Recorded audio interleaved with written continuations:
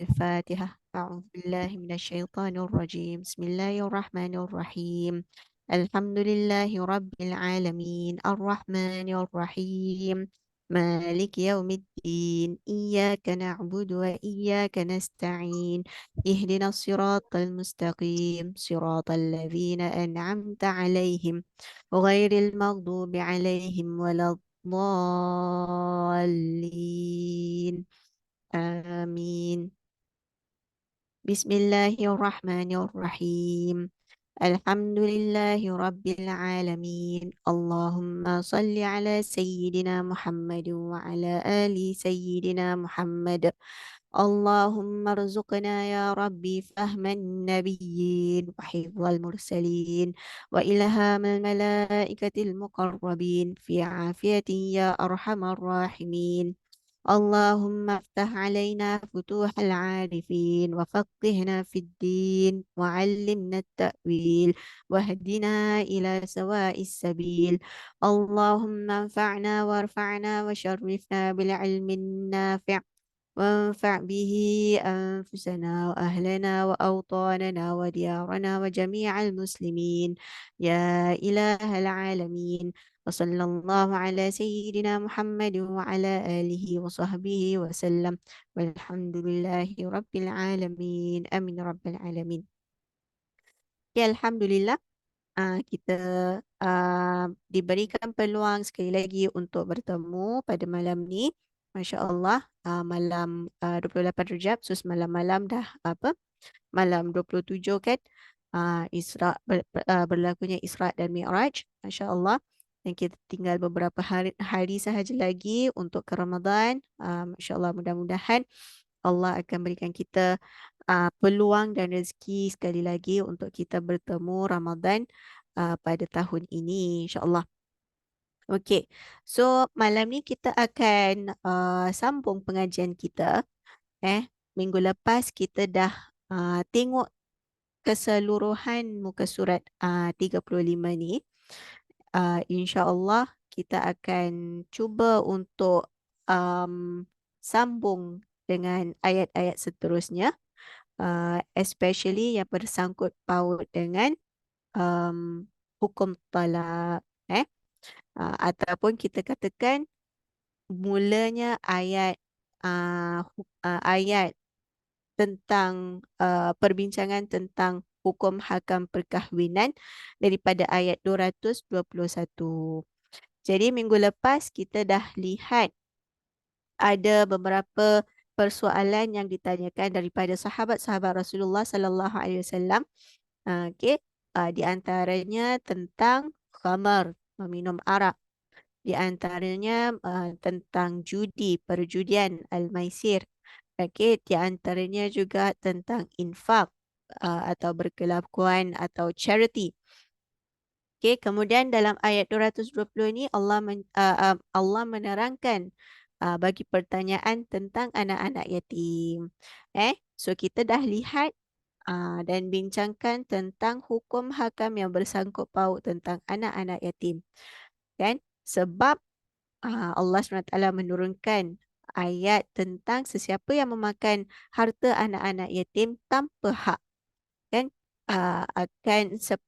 adalah seperti dia punya example tu memberitahu kepada kita memakan api neraka di perut.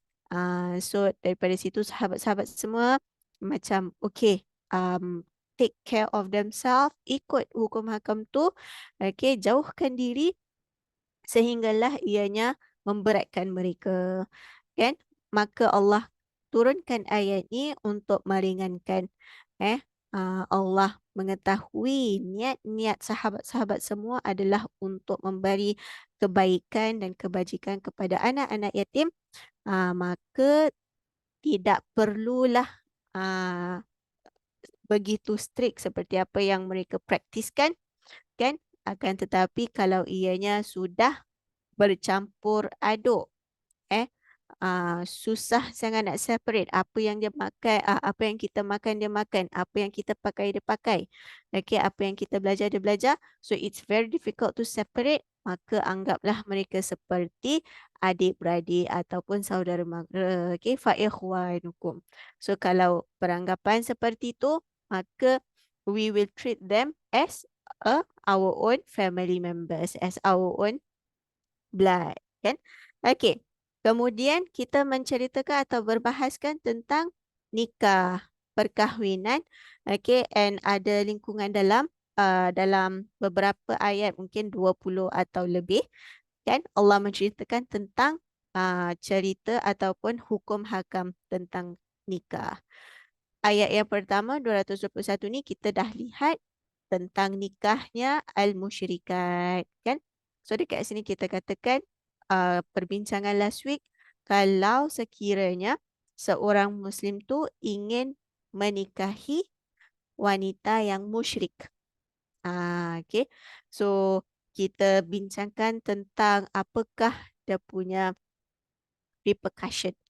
Kenapa repercussion tu very very negatif sehingga kan Allah menurunkan hukum seperti ini. La wala tankihul musyrikat. Maknanya tidak boleh langsung. Jadi semua ulama bersepakat bahawasanya tidaklah boleh seseorang Muslim itu mengahwini wanita musyrik. Begitu juga dengan wanita Muslim. Okey, tidaklah boleh mereka dikahwinkan dengan seorang lelaki yang musyrik. Okey, kita bahaskan juga tentang apa makna musyrik itu, kan? Dalam ayat ini ulama-ulama sepakat musyrik itu tidak termasuk ahli kitab. Selain daripada ahli kitab yang menyembah selain daripada Allah, dikonsiderkan sebagai musyrik. Dan dalam erti kata atau definisi ahli kitab juga, dekat situ baru ada perbezaan pendapat antara ulama. Okay. So kita tahu clear cut, selagi mana dia bukan ahli kitab, selagi mana dia menyembah selain daripada Allah Subhanahu Wa Taala, mereka tu adalah musyrik. A different kind of perbahasan apabila dia ahli kitab. Sebab ahli kitab ni, kalau kita katakan Catholic ke, Christians ke, Protestants ke, Jews ke, okay, Serbians ke, okay, mereka ni ahli kitab ke? Bukan. Kita kena faham makna ahli kitab. So dekat situ ada perbezaan pandangan ulama. Ada yang mengatakan ahli kitab mereka lah orang yang arif, lagi tahu, lagi faham dengan buku-buku atau kitab-kitab sebelum Al-Quran. Dekat situ jadi kita kena faham. Kalau kita pegang pada definisi seperti itu, maka kita tahu even sekiranya orang tu dia at this moment Christian, kan? Tetapi dia mengetahui the Old Testament and the New Testament, kan? Jadi kita pun kena faham. Kalau pada zaman sekarang ni, uh, apakah fahaman Christianity? Apakah fahaman Protestant? Apakah fahaman Anglican? Apakah fahaman Judaism? So sekiranya ada pendapat ulama yang mengatakan sekiranya dia arif aja tentang kitab-kitab Allah terdahulu, okay, dia arif tentang Old Testament and New Testament, maka dia tu adalah ahli kitab. Be it dia percaya kepada Trinity ataupun tidak. Be it dia percaya atau dia menyembah uh, uh, apa sculpture ataupun tidak. Be it dia percaya tentang Holy Spirit. So sesetengah pendapat ulama yang mengatakan seperti itu. Tapi kalau kita tengok pada fahaman ataupun pendapat ulama Asy-Syafi'i, okay, ataupun Syafi'i school of thoughts, majority among the ulama within Syafi'i school of thoughts mengatakan zaman sekarang ni tidak consider as those Christians, the Judaism, the Jews and all, they do not consider as Ahlul Kitab. Okay, so itu adalah perbincangan ulama and cara untuk kita berkomunikasi atau kita treat mereka juga berbeza. Sekiranya kalau kita dalam negeri yang majority Muslim ataupun government kita atau ketua kita adalah seorang Muslim. Jadi kita tak dwell into much of perbincangan ulama tentang perkahwinan seperti itu ataupun ahli kitab. Eh?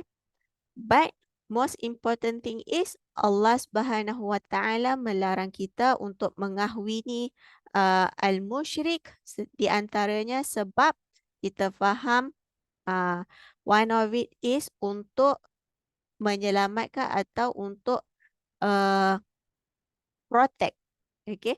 Untuk protect, untuk defend ataupun ianya adalah untuk kemaslahatan, kebaikan. Yang pertama, agama. Okay, ni kita kata the maqasid syariah. Maqasid syariah maknanya the apa? Objectives of ada hukum-hukum yang Allah Subhanahu Wa Taala letakkan. Sebab first and foremost adalah untuk protect agama atau protect Islam itu sendiri, kepercayaan itu sendiri. Jadi kita dekat sini tahu bila mana larangan ini diturunkan, maka ianya adalah untuk menghindari daripada kerosakan kerosakan agama atau kepercayaan. So maqasid syariah ada 5, kan? So pertama agama, yang kedua diri sendiri, nafs. Maknanya kita kena protect diri kita, kita tak boleh harm, kita tak boleh mudaratkan diri kita. Yang ketiga, intelek kita, kan? Akal atau fikiran. Maka kita tak boleh merosakkan fikiran kita dengan apa-apa fahaman atau ideologi, okay? Ataupun secara intelektual atau secara um, fizikal. Okay, that is why minum khamar itu terlarang sebab ianya memudaratkan diri dan juga fikiran. And at times ia juga boleh memudaratkan agama in a sense that kita tak sadar akan apa yang kita lakukan. Kita boleh membunuh ke, kita boleh lakukan zina ke, na'udzubillah. Yang keempat adalah untuk protect nasab. What is nasab? Nasab tu maknanya turun-temurun lah. Okay. Anak-anak cucu. Anak dan cucu. Okay. Untuk protect ataupun jangan melakukan sesuatu yang akan memudaratkan apa our offspring. Yang kelima adalah harta mal. Okay, kita tak boleh melakukan sesuatu yang boleh memudaratkan harta benda atau harta milik kita. Okay, so this is one of the hukum yang Allah letakkan untuk kita jaga, protect dan tidak memudaratkan agama kita. Yang kedua yang kita boleh lihat dekat sini ayat 222 adalah apabila Allah meletakkan hukum tentang haid, kan? Apabila Allah meletakkan hukum tentang haid ni, dekat sini kita fahamlah kenapa.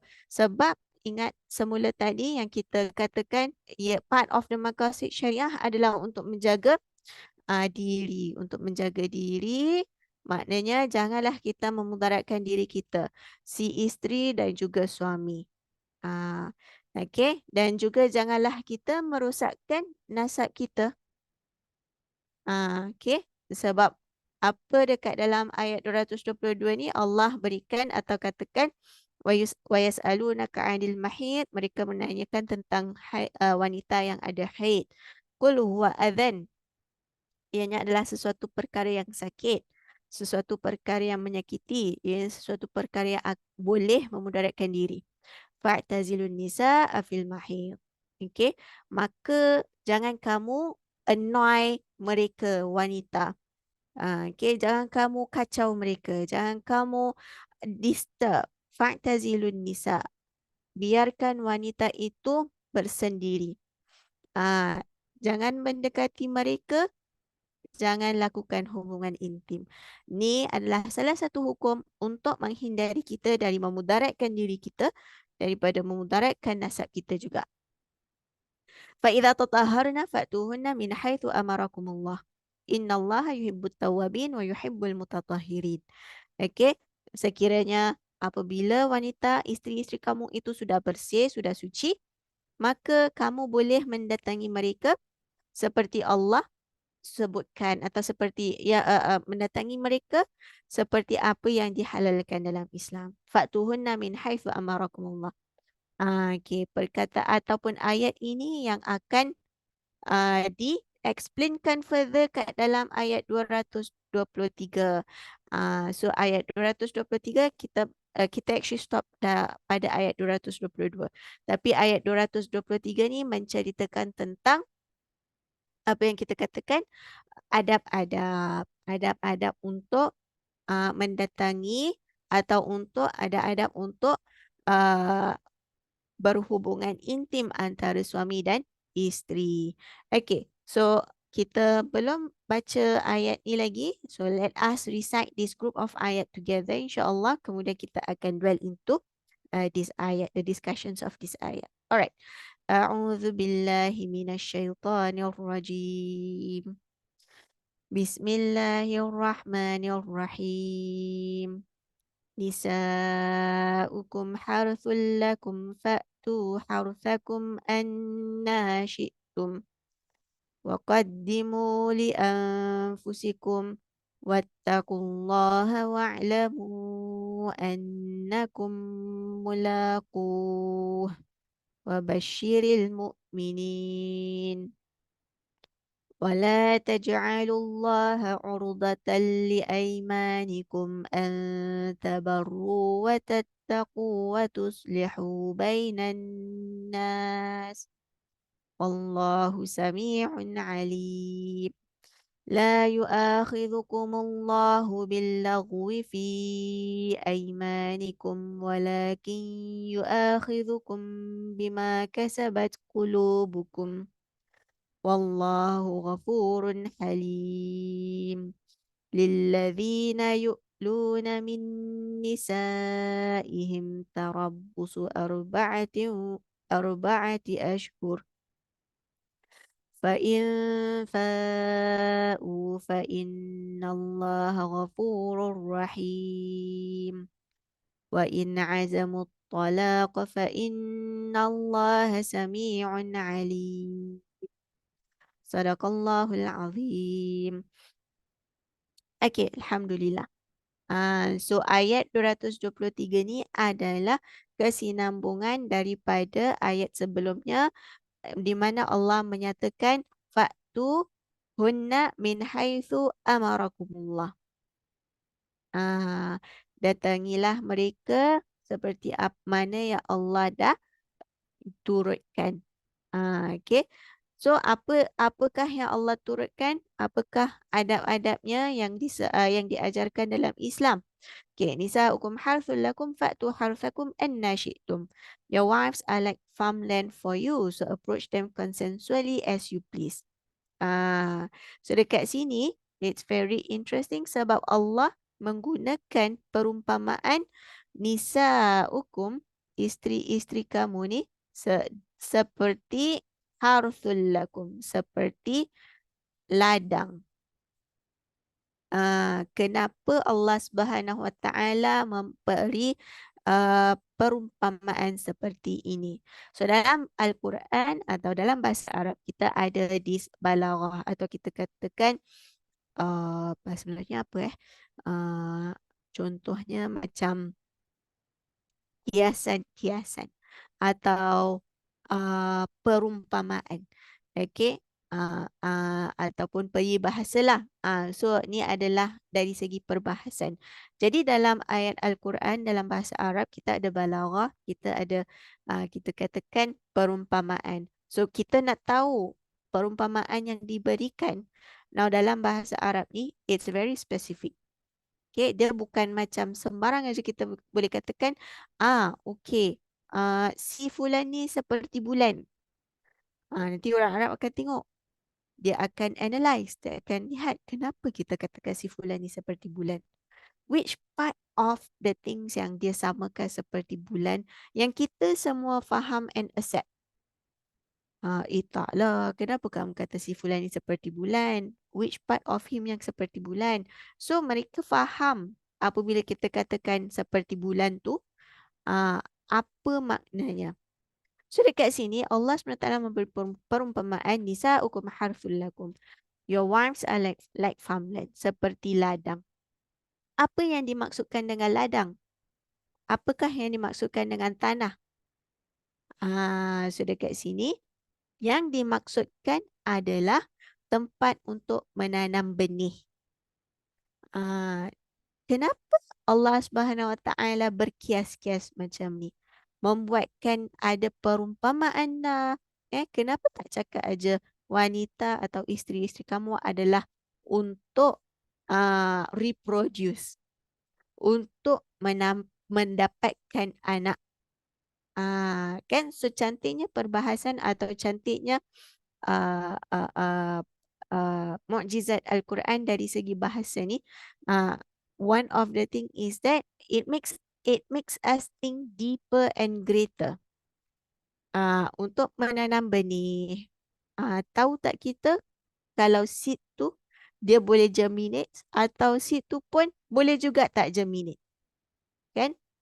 Benih tu germinate, maknanya boleh grow, boleh tumbuh, kan? Ataupun seed tu sebenarnya mati, tak boleh nak tumbuh. Begitu juga dengan isteri-isteri, kan? Selepas melakukan hubungan intim, ada yang dapat alhamdulillah rezeki mendapat anak. Tapi ada juga yang belum mendapatkan rezeki, atau ada juga yang apa yang kita katakan mandul, barren, dia tak boleh melahirkan anak. Masya Allah. Tapi isteri itu memang Allah SWT menghalalkan untuk kita setelah kita menikahi ataupun setelah pernikahan.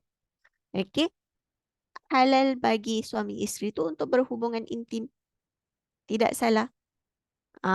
So, salah satu kecantikan dalam bahasa ni yang first, maknanya kalau Allah katakan your wives is for you to have a reproduce of human being. Dan kita pula question, ada je wanita atau isteri-isteri yang tak dapat nak melahirkan anak. Okay. Yang kedua, dengan Allah memberikan perumpamaan ini, okay, sebenarnya ianya adalah tapisan, to filter, ataupun kita katakan kesantunan dan kesopanan bahasa Al-Quran. Whenever it comes to such action, hubungan intim antara suami isteri, ataupun hubungan yang terlarang, yang Allah haramkan, it has never been an explicit expression dalam Al-Quran. Tidak. Allah tidak meletakkan secara terang-terang perkataan tersebut. Okay. So, Ar-Rafath dalam ayat Al-Quran yang kita telah belajar tentang hukum hajj tersebut. That is the closest. That is the closest. Even perkataan nikah. Perkataan nikah pun sangat cantik. Dia bukan sahaja menunjukkan pada hubungan intim, tapi perkataan nikah tu yang tadi wala tankihu al-musyrikat. Okay, nikah, it consists of akad. Kan kita last week dah belajar. It consists of akad. It consists of all important rukun-rukun nikah. Okay. So it has never been an explicit action ataupun words untuk menunjukkan action yang sebegitu. That is why one of the ayat yang Allah SWT tunjukkan also, treat your wife like it is your garment. So insyaAllah kita akan lihat ayat tu ataupun expression itu. It's a very beautiful expression. Okay, dalam Al-Quran, Allah SWT always put this beautiful expression untuk kita fikir lebih baik, untuk kita fikir lebih jauh, untuk kita fikir lebih dalam, dan untuk bukan memberikan explicit expression di mana ianya akan merosakkan pemikiran ataupun merosakkan the train of thought sebagai seorang Muslim. Kan kita tahu maqasid syariah tadi also untuk menghindari atau untuk menyelamatkan, protect. Eh, not only kita punya diri, not only kita punya agama, but also intellectual kita, akal kita, physically, spiritually dan juga mentally. Okay. And it has been this problem for our zaman sekarang ni, kan? Di mana they are trying very hard untuk cari treatment untuk people yang very addicted to pornography. Na'udzubillah. So these are the way how Allah SWT protect us all daripada terjerumus dan jatuh ke dalam uh, penyakit-penyakit yang akan merosakkan diri dan juga akal fikiran kita. So nisa'ukum harthul lakum fa'tu harthakum anna syi'tum. So approach them consensually as you please. Yang ini walaupun ia menyatakan fa'tu harthakum anna syi'tum, seperti apa yang kamu nak, seperti apa yang kamu inginkan, akan tetapi terdapat juga adab-adab yang melarang kita untuk lakukan apa yang dalam Al-Quran dan Sunnah dah sebutkan. Di antaranya kita tak bolehlah mendatangi, kalau suami tak bolehlah mendatangi isteri melalui duburnya. Na'udzubillah. Itu adalah salah satu perkara yang menyakitkan, kan? Di antaranya tak bolehlah suami mendatangi isteri ketika isteri dalam keadaan haid. Masya Allah. Okey. Akan tetapi pada zaman sekarang ni, subhanallah, ianya membuka different discussions, especially such actions yang datangnya macam pelik-pelik, okay, yang tidak pernah ulama terdahulu bincangkan.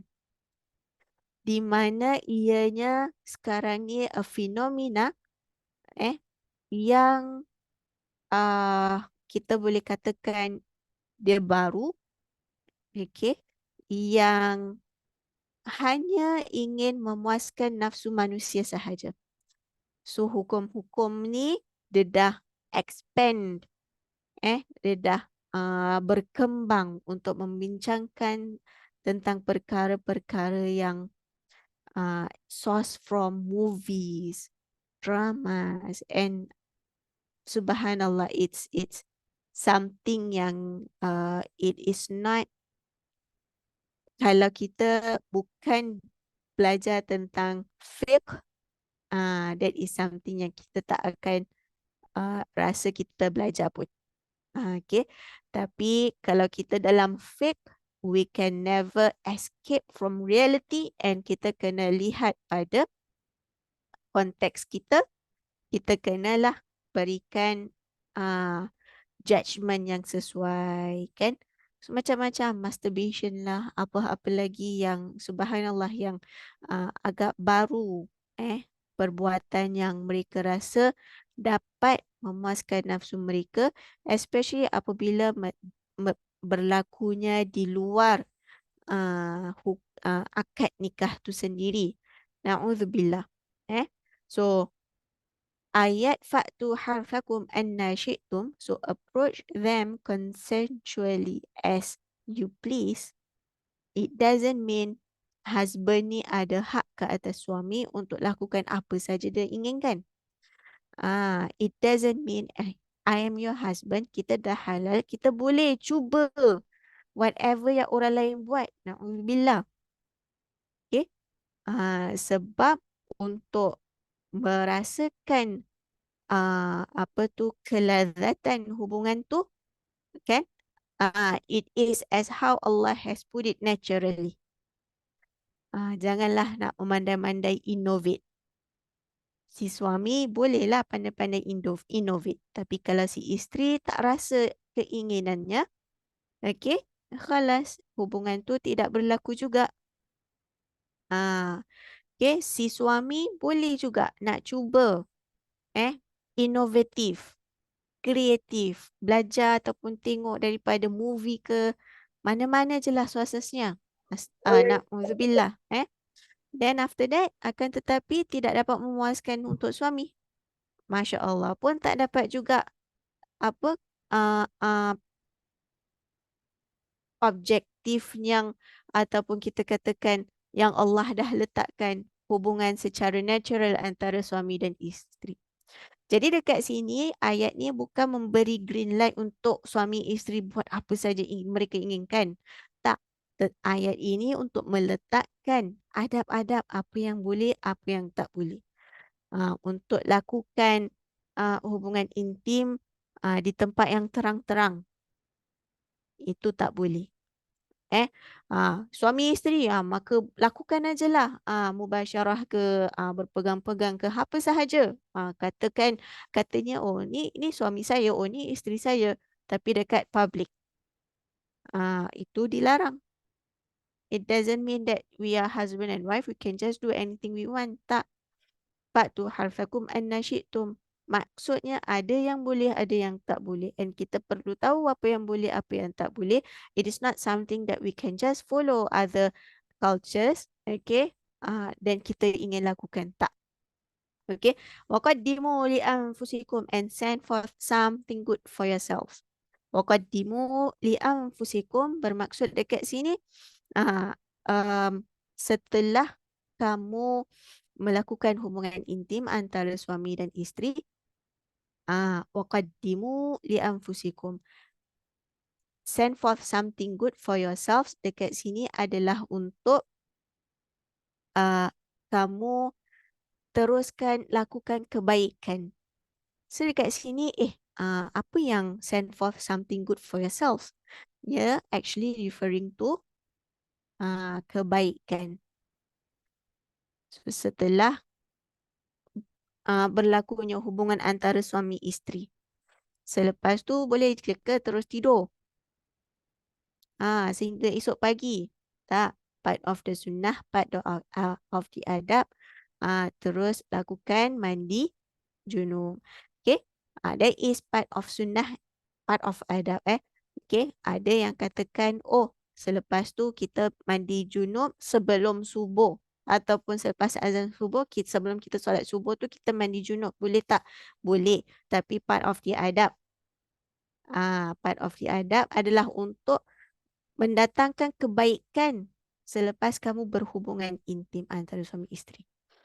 Dekat sini, lakukanlah solat ke apa ke selepas itu. Kan? Ataupun sebelum melakukan hubungan intim, ikuti adab-adab dan sunnah Rasulullah SAW untuk bacakan doa. Kan? So kita haruslah ikut, and that is waqaddimu li anfusikum. Kita dah lakukan kebaikan before and after. Wattaqullaha wa'lamu annakum mulaku. Even in such instant, Allah SWT remind us. Kan? Be mindful of Allah. Ingatlah Allah pada ketika mana kamu sedang merasakan kelazatan dunia. Wa'lamu annakum mulaku. Okay, at the end of the day, Allah SWT remind kita lagi. It is not the the the shock, kelazatan dunia yang kamu akhirnya kecapi. Tak. In the end, you are fulfilling your rights or you are fulfilling your responsibility. It's either your amanah ataupun your rights that you get.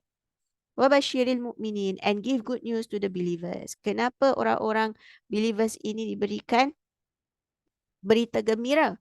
Sebab mereka dapat kelazatan dunia dan juga kelazatan di akhirat. Mereka dapat kelazatan di dunia dengan isteri mereka ataupun dengan pasangan suami, dan juga mereka dapat pahala, reward dan juga kelazatan hari akhirat sebab selepas itu mereka melakukan sesuatu perkara yang baik. So this is part where hubungan intim antara suami isteri ni mendatangkan pahala, mendatangkan kebaikan. Okay. Kemudian Allah SWT sambung, wala taj'alullaha 'urdatan li aymanikum an tabarru wa tattaqu wa tuslihu bainan nas. Allah SWT menyambungkan dengan apa kita katakan dekat sini, topik aiman. What is aiman? Sumpah. Okey, dalam Islam untuk kita lakukan sumpah juga ada hukum-hukumnya. Yang pertama, kalau kita nak bersumpah, kita kenalah sumpah atas nama Allah. Maknanya kita tak boleh menggunakan objek. Wallahi. Dengan nama Allah, aku bersumpah. Okey, atas nama Allah. Ataupun kita boleh gunakan al-asma al-husna. Okey, billahi atau birrahman. Okey, dengan nama Allah yang pengasih. Dengan nama dengan nama Allah yang maha suci, aku bersumpah. Okey, kalau kita bersumpah atas nama selain daripada Allah, itu hukumnya berdosa dan itu adalah salah satu syirik action, berkelakuan atau melakukan syirik. Okey, sekiranya kita bersumpah, aku bersumpah tidak akan melakukan sesuatu perkara. Okay, so this is the apa kita katakan tu, topic of sumpah. Okay, wala taj'alullah 'urdatan li aymanikum an tabarru wa tattaqu wa tuslihu bainan nas. Okay, do not use Allah's name in your oath as an excuse for not doing good, not guarding against evil, and not making peace between people. Dekat sini Allah SWT menyentuh tentang the culture of orang Arab pada zaman Nabi SAW dan juga sebelumnya.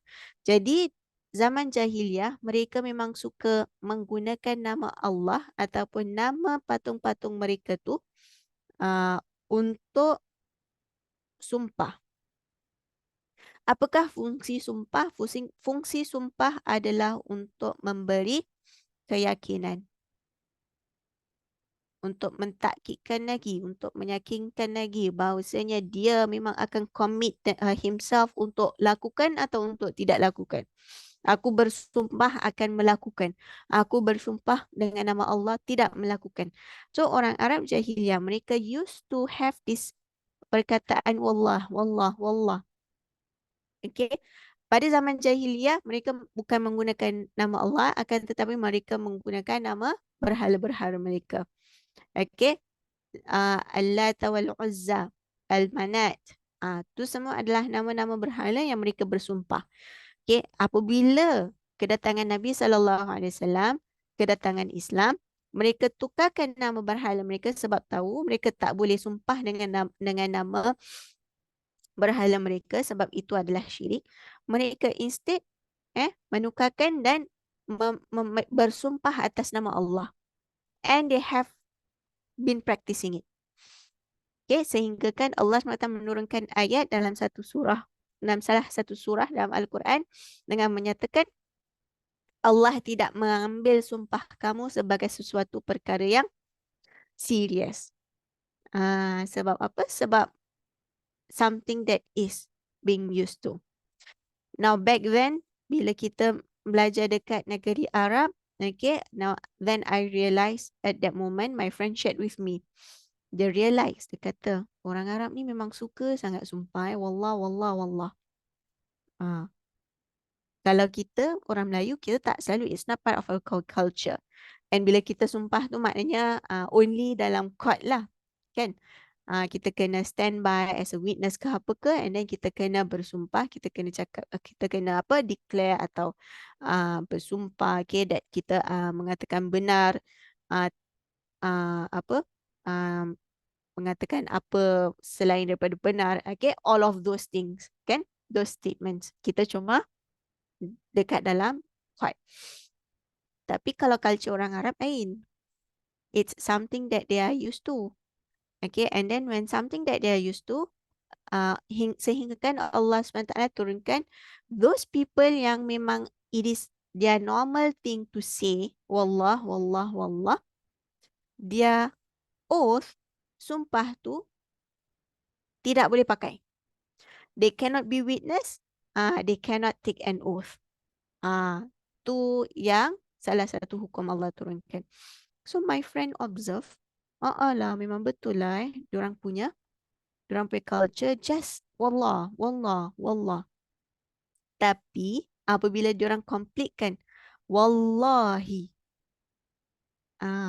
bila diorang completekan wallahi, baru kita katakan tu sumpah yang betul. Okay.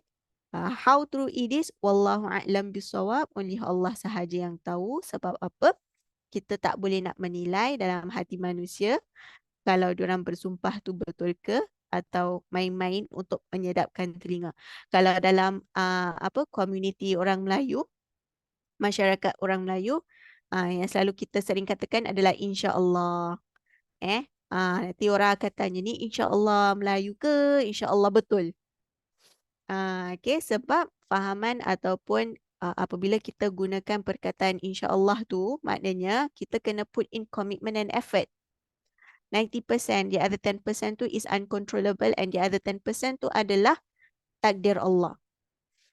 Bukan maknanya kita cakapkan insya-Allah lah untuk menyedapkan hati orang tu, seseorang tu. Tak, bukan. Kalau kita boleh, kita katakan kita boleh insya-Allah. Kalau kita tak boleh, kita katakan maaf. Tidak boleh. Okay. Tapi orang Melayu sebab diorang takut nak reject, kan, diorang takut kecilkan hati orang lain. Jadi diorang just, bolehlah insya-Allah, insya-Allah. Tapi when the day comes, Allah tak izinkan. Tapi padahal dia tak put in any effort pun. Kan? Okay. At times people kata, okay, insya-Allah I'll be on time. Janji pukul 9. InsyaAllah pukul 9 boleh. Tapi at the end, dia datang 9.30. Allah. So tu insya-Allah betul ke insya-Allah orang Melayu? Sama juga macam orang Arab. Okay. Ni wallah sumpah ni boleh pakai ke tak boleh? Okay. So daripada situ Allah SWT katakan dekat sini wala taj'alullaha 'urdatan liaymanikum. Okay. Sebab kamu menggunakan aiman ataupun apa kata dekat sini sumpahan sebagai one of your reason untuk tidak melakukan kebaikan. Okay, aku tak boleh lakukan ni sebab aku dah buat sumpah dengan nama Allah. Okay, apakah contoh yang kita boleh lakukan sumpah dengan nama Allah yang actually kita sumpah perkara yang kita tak nak lakukan tu adalah perkara yang baik. So dekat sini, ni adalah hukum-hukum tentang sumpah dalam Islam.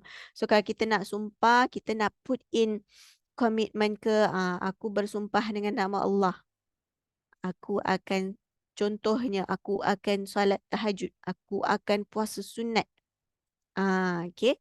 So that is lain. That is satu sumpahan. That is satu komitmen. Atau kita katakan nazar. Okay. Tu lain. Aku bernazar. Sama juga. Maknanya dia sumpah untuk melakukan sesuatu perkara dengan nama Allah. Tu nazar. Tapi kalau kita kata sumpah untuk tidak lakukan sesuatu perkara atau kita nak justify, aku sumpah aku tidak lakukan tu. Tu pun dua sumpahan yang berbeza. Okay. So yang ini dia bukan sesuatu perkara yang dah lepas, tapi dia katakan, aku bersumpah dengan nama Allah, aku tidak akan lakukan sesuatu perkara itu. Jadi boleh tak kita katakan, boleh tak kita sumpah dengan nama Allah untuk tidak lakukan puasa? Tak boleh, sebab puasa tu adalah sesuatu perkara yang baik. Okay, so Allah menurunkan hukum tentang sumpah dekat sini. Kita tak boleh bersumpah untuk perkara yang kita tak boleh bersumpah untuk tidak lakukan perkara yang baik. Kalau especially perkara tu adalah antabarru wa tattaqu, okay, perkara yang baik, perkara yang menguatkan ketakwaan kita dan perkara yang watuslihu bainan nas, yang boleh membaikkan antara hubungan manusia. Wallahu sami'un alim. Allah tu maha mendengar, Allah tu maha mengetahui. Okay. Walaupun sumpahan ini berlaku antara suami isteri. So, sumpahan apa yang sebenarnya Allah maksudkan dekat sini? La yu'akhidhumul okay. Dekat sini Allah SWT tidak akan mengambil aiman ataupun sumpahan sesiapa sahaja yang out of norm. Dia dah memang normal lah untuk dia bersumpah dengan nama Allah. So sumpahan dia tu tak akan pakai. Okay? Tapi Allah SWT akan ambil apa yang kita niatkan. Okay? So apa sumpahan ni? Lilladzina yu'luna min nisa'ihim tarabbusu arba'ati ashhur. Those who swear not to have intercourse with their wives. Ila. Now, ila ni adalah a special, kita katakan, a special type of talak ataupun divorce. Okay. Apakah itu ila? Okay, so that's why ayat 227 mengatakan wa in azamut talaq. But if they settle on divorce. Okay, now let's take a look. Oops.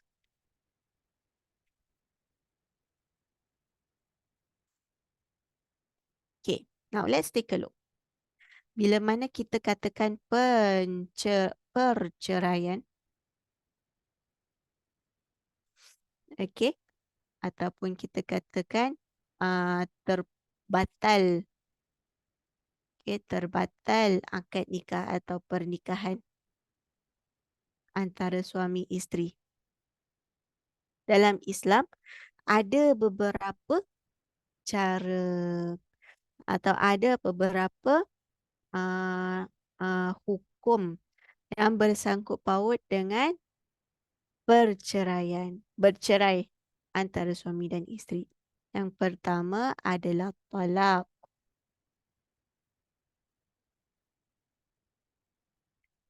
Hmm. Apa tu talak? Talak ni yang kita katakan, aku ceraikan kau dengan talak satu. Aku ceraikan kau dengan talak dua. Tu yang kita katakan at-talak, penceraian. Dalam English, dia tak katakan divorce, dia kata the dissolvement of marriage. Marriage dissolvement. Kenapa dia kasih perkataan marriage dissolvement instead of divorce? Okay, sebab itu memberi pengertian bahawasanya akad nikah dia tu terputus. Okay. Kenapa tak gunakan divorce? Because istilah divorce ni adalah makna talak, cerai ataupun divorce. Okay. Yang kedua, kita katakan ah, ah, boleh juga dikatakan atau kita katakan terbatalnya pernikahan dengan khulu'. Okey, apa tu khulu'? Khulu' ni cerai juga. Nanti kita akan tengok perbezaannya. Yang ketiga, ila yang ada dalam ayat sebelum ni. Okey, ayat apa tu? 226. Okey. Yang ni pun cerai juga. Perpisahan. Yang keempat, zihar. Pun cerai juga. Perpisahan. Yang kelima, kita katakan apa? Cerai ataupun kita katakan uh, cerai taklik.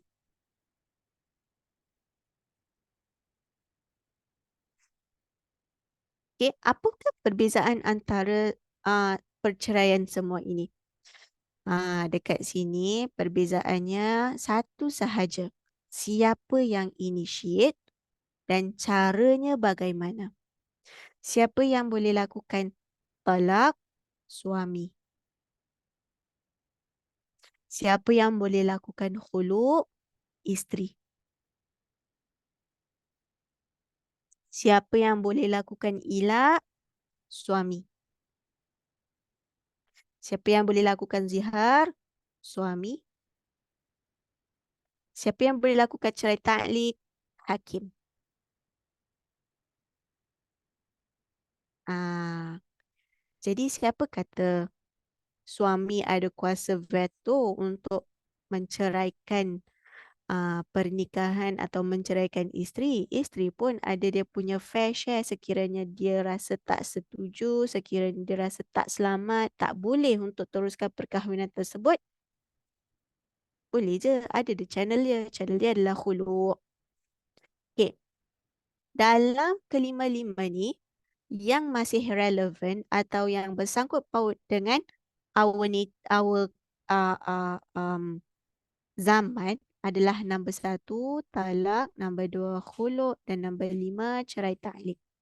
Ilak dengan zihar ni apa? Ilak dengan zihar ni dia mengikut culture atau tradisi orang Arab terdahulu.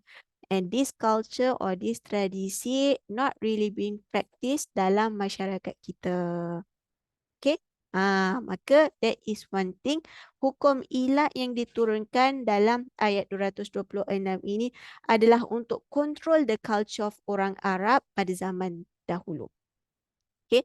Do they still practice? Ada yang still practice. Okay? Tapi ada orang Arab tak. They just stick to just cerai talak ataupun khuluk. Ataupun hakim yang akan menceraikan.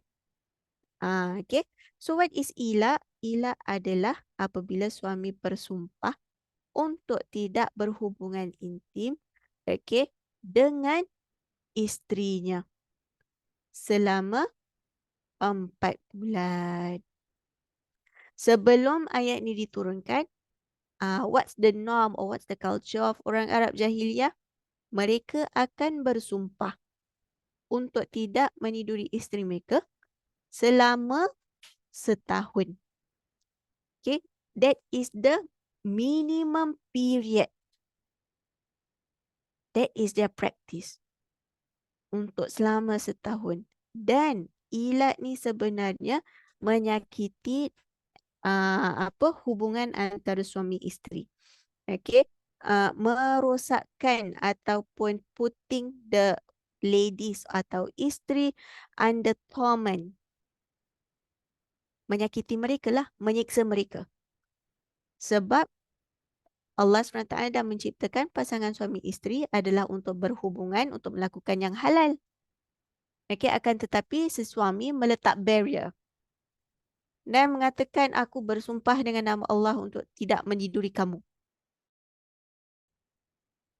Nampak macam baik untuk tidak berkelakuan atau hubungan intim.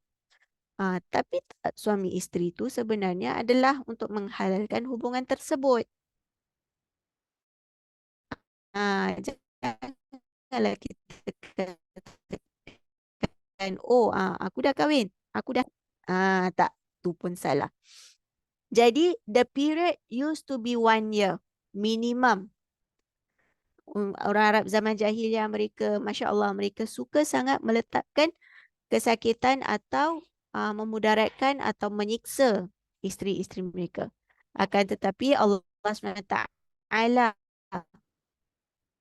menjaga kemaslahatan dan kemaslahatan isteri wanita-wanita dengan limitkan kepada some sahabat, diorang masih praktiskan ilat ni sebab mereka masih ikut tradisi mereka. Mereka masih mengikuti tradisi mereka. Okay, maka Allah turunkan cannot. The most you can do is just 4 months. Arba'ati ashhur. Can they do more than that? Cannot. Okay. What can they do after that? Okay. Fa'in fa'u. Kalau sekiranya mereka dah berubah fikiran, mereka rasa macam okay lah, this period of 4 months terbuka pintu hati, right? So this is my wife. Aku terima dia seadanya. Change your mind, you want to berhubungan intim. Kan? Fa'in fa'u fa'innallaha ghafurur rahim. After 4 months, you can be husband and wife or you can consummate. Okay, ataupun ada intercourse. What if you tak nak?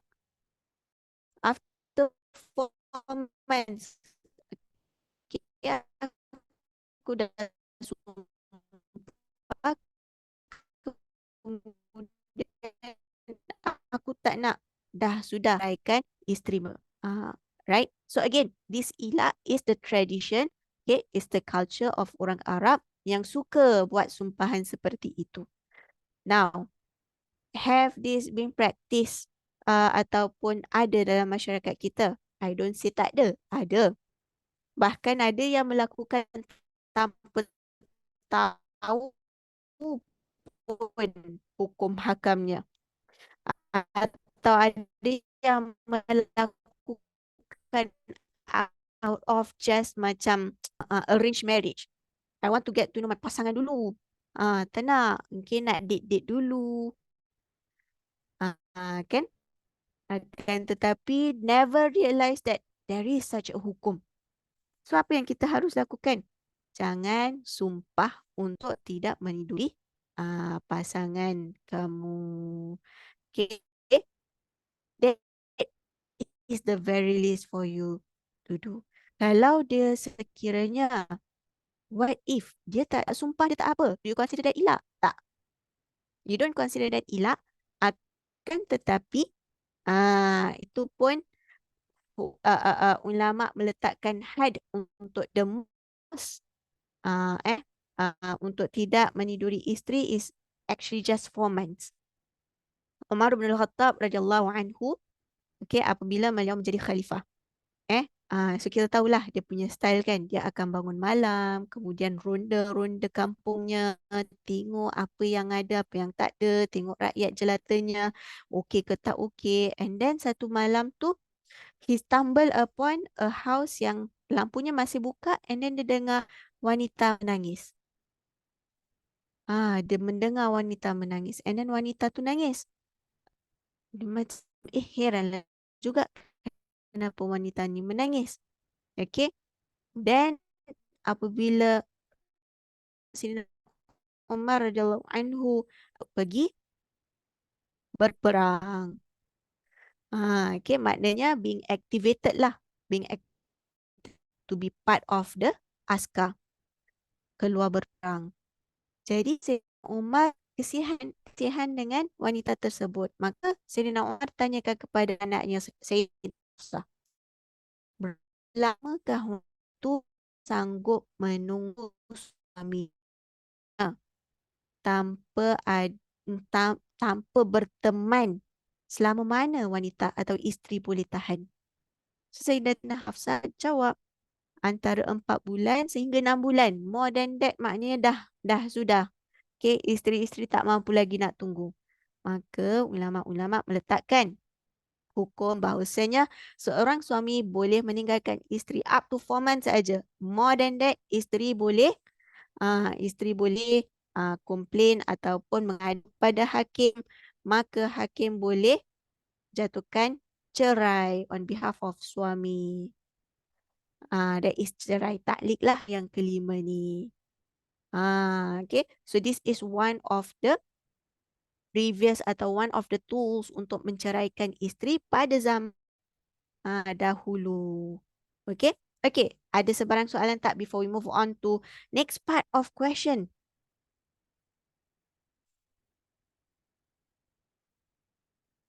Okay, kalau tak ada, we can proceed with this group of this ayat, and it's actually quite a long one. Okay, ni kita katakan the repercussion or the aftermath ataupun impact atau effect of perceraian. Okay, kita bacalah together. A'udzu billahi minasyaitonir rajim. Bismillahirrahmanirrahim. والمطلقات يتربصن بأنفسهن ثلاثة قروء ولا يحل لهن أن يكتمن ما خلق الله في أرحامهن إن كن يؤمن بالله واليوم الآخر وبعولتهن أحق بردهن في ذلك إن أرادوا إصلاحا ولهن مثل الذي عليهن بالمعروف وللرجال عليهن درجة والله عزيز حكيم. Okey. والمطلقات يتربصن بأنفسهن ثلاثة قروء. Your wives, eh, subhanallah. Oh, okay. Sorry, my mistake. Dia punya apa? Translation dia uh, tak tally. Okay. Taquru. Wanita yang telah dan isteri-isteri yang diceraikan itu hendaklah menunggu dengan menahan diri mereka dari berkahwin.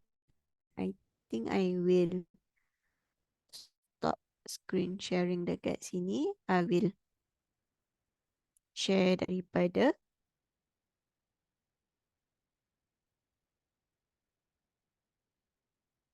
uh, yeah. So ni adalah ayat 228. Okay, dan isteri-isteri yang diceraikan itu hendaklah menunggu dengan menahan mereka dari berkahwin selama 3 kali suci daripada haid. So apa yang dimaksudkan dekat sini? This is apa yang kita katakan the aftermath ataupun kita katakan uh, the impact untuk perceraian. So tadi kita dah belajar, kita pun dah tahu different types of talak, different types of perceraian yang ada dalam Islam. Aku selepas itu. Okay, kalau kita remember the first one is talak, maka selepas tu wanita hendaklah observe iddah. Okay. Yatarabbasna bi anfusihinna thalathata quru'. What is yatarabbasna? Dia kena observe iddah. Okay. And apakah fungsi iddah tersebut? Adalah untuk meyakini rahimnya ataupun tidak. Okay. So this is yang kita katakan iddah.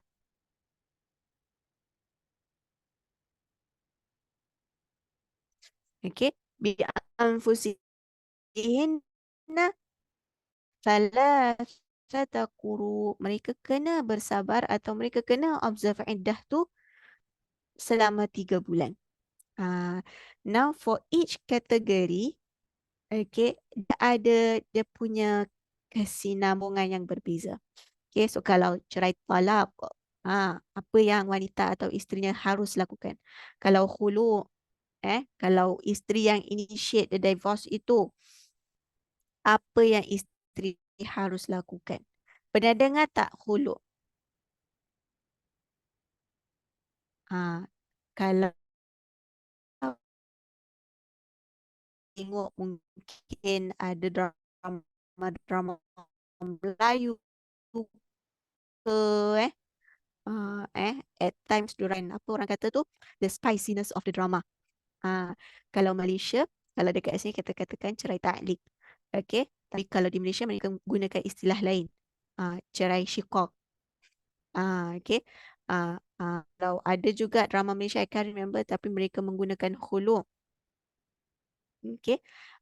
It's a form of apa educating penonton-penonton semua jugalah. Ada different forms of perceraian. Tapi talak yang diinisiatkan oleh suami necessitate isterinya untuk observe iddah. Dan iddah ni adalah isteri harus tunggu tempoh untuk meyakini bahawasanya tiada bayi dalam rahimnya. Yang pertama, mana the duration tu kena tunggu, okay, and that is salasata quru. Apa tu salasata quru? Dia adalah 3 bulan atau kita katakan 3 cycle of period. Apa yang dimaksudkan dengan 3 cycle? It means the whole period or the whole cycle. Waktu suci dan waktu uzur. Kita kena kira juga berapa hari kita suci di antara haid pertama dan haid kedua. Okay, sekiranya kita kira hari suci kita 17 hari. So our whole cycle adalah 7 hari haid dan 17 hari suci. Whole cycle is 24 days. Maka si isterinya kenalah observe iddah selama 3 pusingan of 24 days. Okay, so first pusingan dia uzur dan dia suci. Okay, satu pusingan dah cover. Pusingan yang kedua setelah dia suci continue 7 hari haid. Okay, kemudian 17 hari suci. Okay, pusingan yang kedua. Dah habis 17 hari suci, the next day 18 hari suci lagi. 19 hari suci lagi. Sehinggalah hari ke-30 suci lagi. Kenapa uzurnya tak datang-datang? Haidnya tak datang-datang. Ada syak di situ. Berkemungkinan ada janin ataupun ada bayi di dalam rahimnya. Come 35th day, tak datang lagi uzur. Uzurnya terlambat. Kemudian datang pula hari ke-45, tak juga. Hari ke-50 tu tahu, okay, you dah 2 bulan hamil. Okay. It's already 8 weeks hamil. Then what must you do? ولا يحل لهن أن يكتمن ما خلق الله في أرحامهن إن كن يؤمن بالله واليوم الآخر. Maksudnya dekat sini adalah sekiranya isterinya dah tahu dia sebenarnya pregnant sebab dia tak complete 3 cycle of that 24 days. Maknanya dia ada berkemungkinan pregnant. And tuk check betul dia pregnant.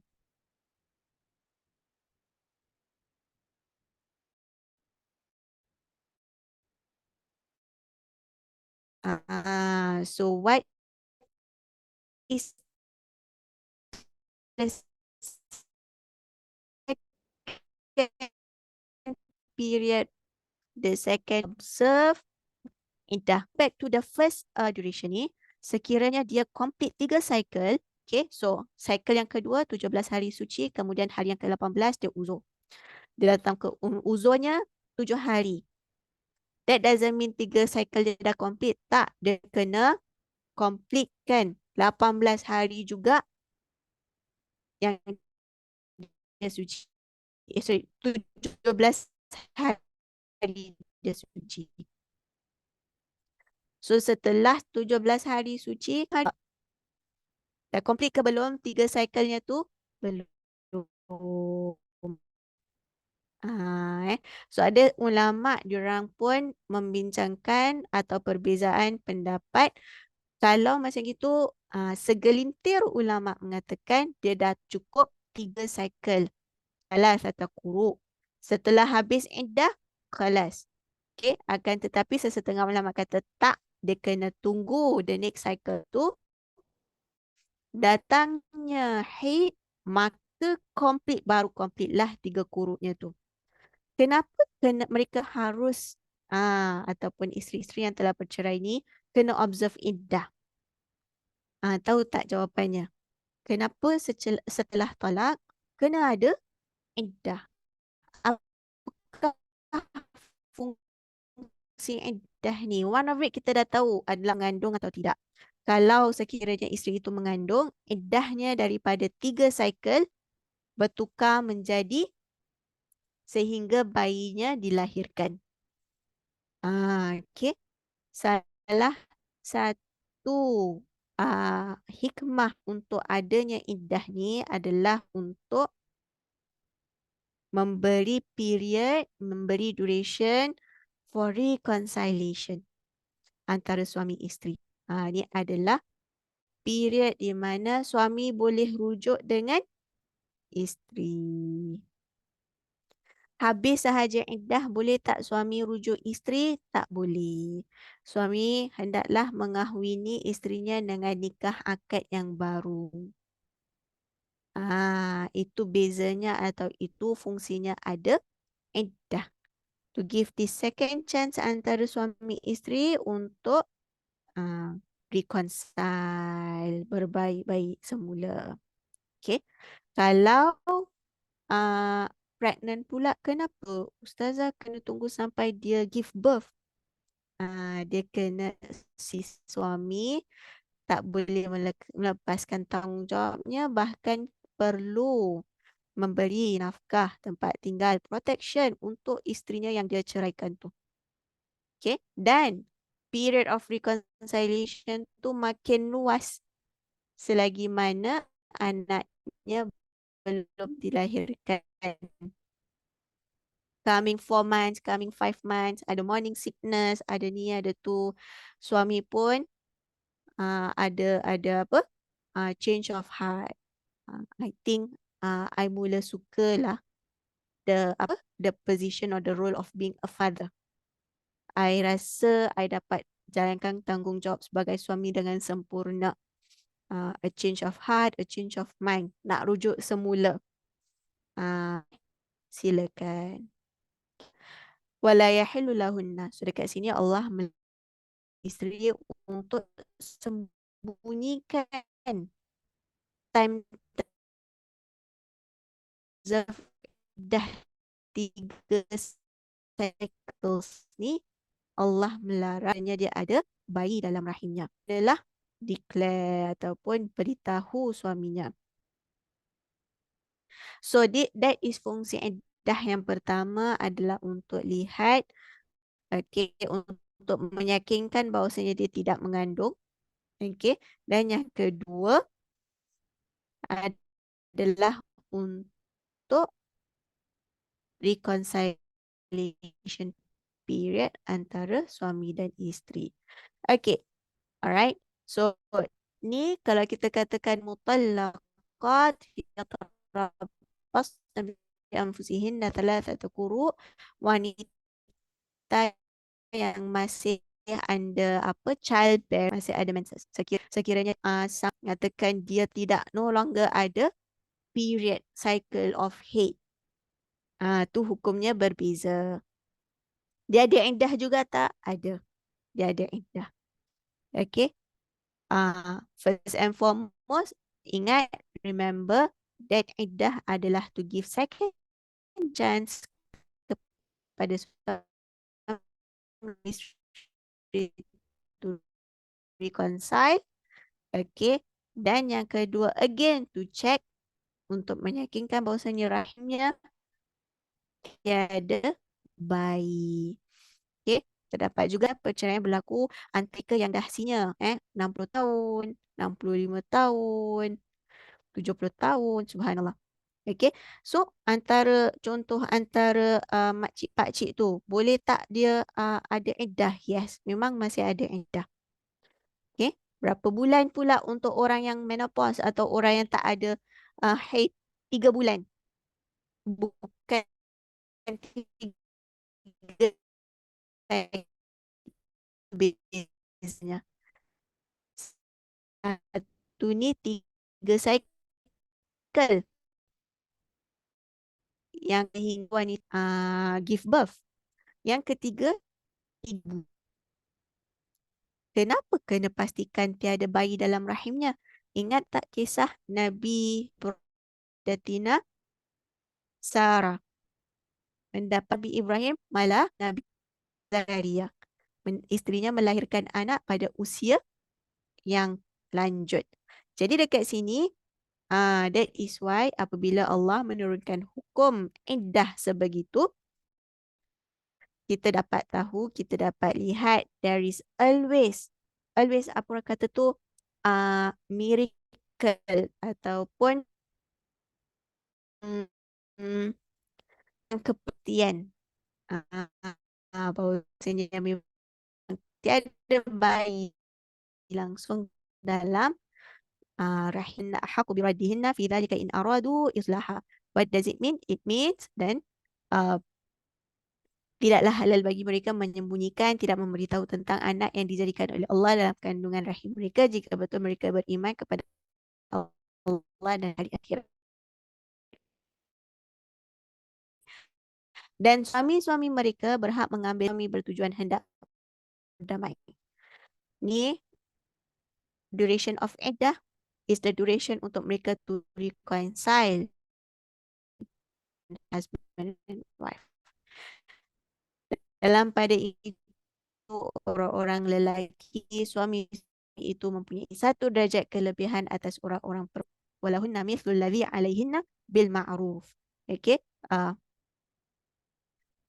Walirrijali 'alaihinna darajah.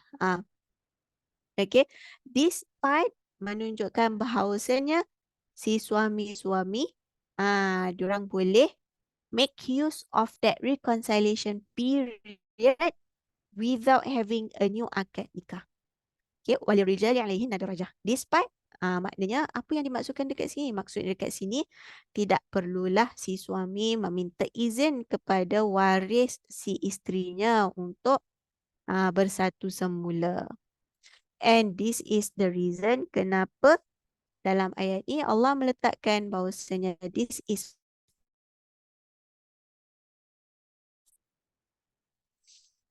uh, uh, apa? To put the guys or they miss this opportunity, this window of iddah, khalas. They still need to menikahi bekas isterinya dengan akad nikah yang baru. Senang ke susah? Senang easy sebab dia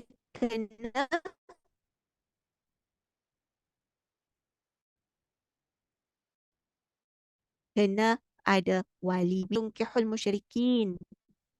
Okay, Allah melarang mereka wali wali-wali untuk mengahwini anak perempuan mereka dengan al-musyrik. Okay, so even sebagai wali Allah dah put criteria, Allah dah put the do's and don'ts. Now, would you think your father or your brother,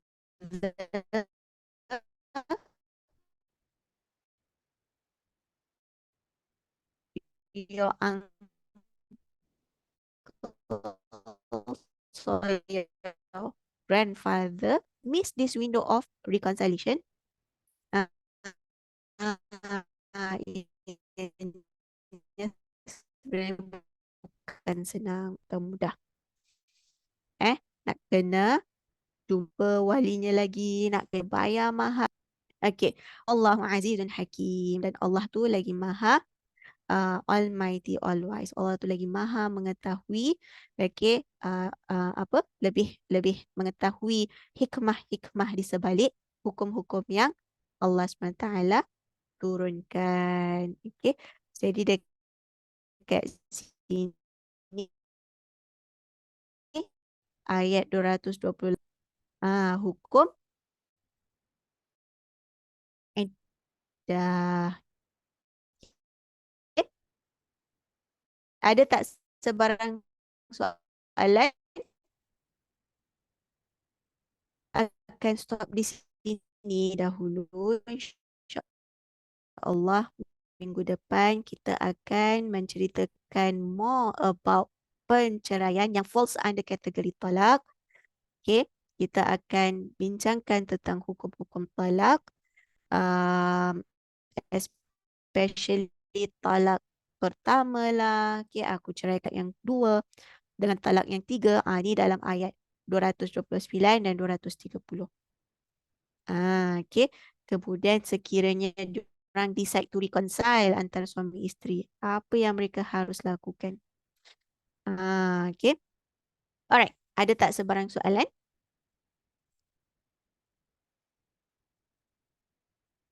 Okay. Kalau tak ada, kita akan stop di sini dahulu. InsyaAllah perbahasan kita akan lebih luas lagi apabila kita lihat pada hukum perceraian itu sendiri ataupun kita katakan talak tadi tu. Okay. Alright. So, kita kembali semula pada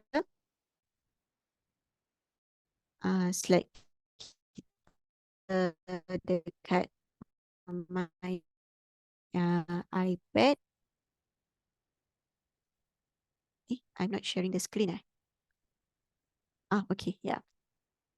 Okay, so kita akan lihat, kita akan fokus minggu hadapan pada topik talak yang kita dah discuss. Jadi, ayat yang tadi kita telah lihat adalah hukum ila, okay, dan juga a bit of talak, kesinambungan atau the impact of talak.